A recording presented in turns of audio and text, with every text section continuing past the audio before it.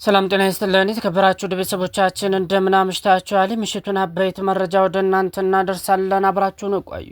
የዩናይትድ ኪንግደም ጠቅላይ ሚኒስትር አውሮፓ ለፊልሚያ ዝግጁ መሆን አለባት ሲሉ ተደመጡ። የዩናይትድ ኪንግደም ጠቅላይ ሚኒስትር ኪር ስታርመር አውሮፓ ህዝቦቿን፣ ሴቶቿንና የአኗኗር ዘይቤዋን ለማስጠበቅ ስትል ለፊልሚያ ዝግጁ መሆን አለባት ሲሉ ለዓለም መሪዎች ተናገሩ።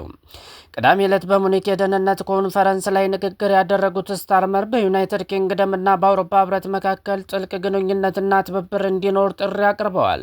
ጠቅላይ ሚኒስትሩ አውሮፓ በራሷ እግር መቆም እንዳለባት አሳስበዋል። ዩናይትድ ኪንግደም ከሩሲያ የሚነሳ ስጋትን ለመቀልበስ የሚደረገውን ጥረት ለማጠናከር ሲባል ከፍተኛ አቅም ያለውን የባህር ኃይሏን በአርክቲክና ከፍተኛ ሰሜን እንደምታሰማራ ገልጸዋል።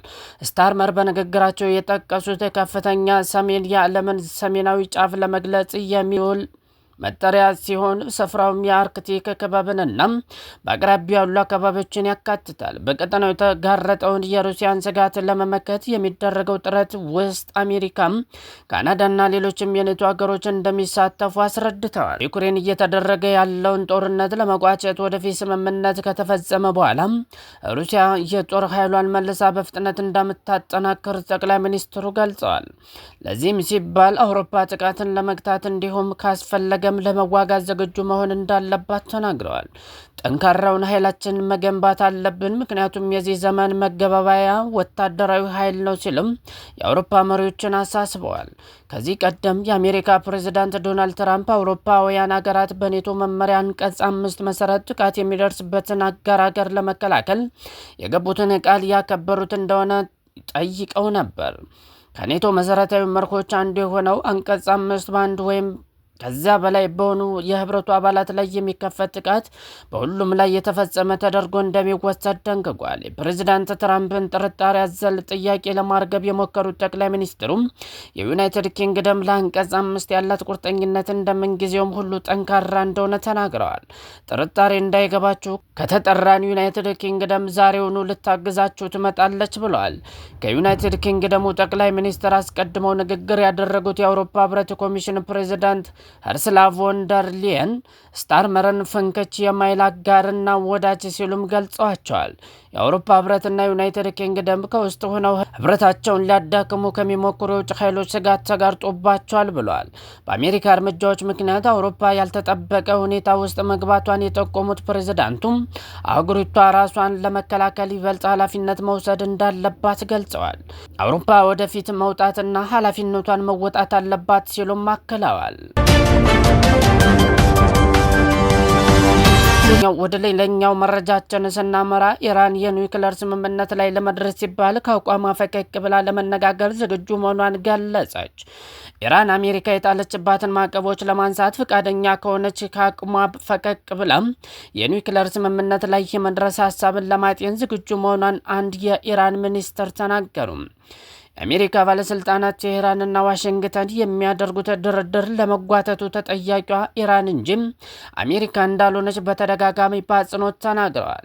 የአሜሪካ የውጭ ጉዳይ ሚኒስትር ማርኮ ሩቢዮ ቅዳሜ ዕለት ባደረጉት ንግግር ፕሬዝዳንት ዶናልድ ትራምፕ ስምምነት ላይ መድረስን እንደሚመርጡ ገልጸዋል። ይሁን እንጂ ከኢራን ጋር መስማማት ለመፈጸም እጅግ አስቸጋሪ ነገር እንደሆነ በማንሳት ወቅሰዋል። ቴህራን ውስጥ ከቢቢሲ ጋር ቃለ መጠይቅ ያደረጉት የኢራን ምክትል የውጭ ጉዳይ ሚኒስትር ማጅድ ታክት ግን ከኳሱም አሜሪካ ሜዳ ላይ ነው ብለዋል። ይህም ስምምነት መፈጸም እንደሚፈልጉ የማረጋገጥ ኃላፊነትን እንደሚጣልባቸው ተናግረዋል።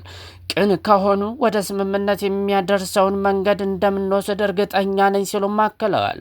በቀጠናው ያላቸውን ወታደራዊ ኃይል እያጠናከሩ ያሉት ትራምፕ የኢራንን የኒውክሌር ፕሮግራም ለመግታት የሚያስችል ስምምነት ላይ የማይደርስ ከሆነ ቴህራን ላይ ጥቃት እንደሚፈጽሙ ዝተዋል።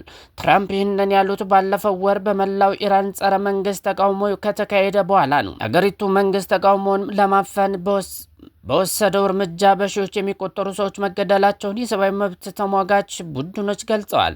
አሜሪካና ኢራን ከሳምንት በፊት በባህር ሰላጤው ሀገር ኦማን ውስጥ ቀጥተኛ ያልሆነ ንግግር አድርገዋል።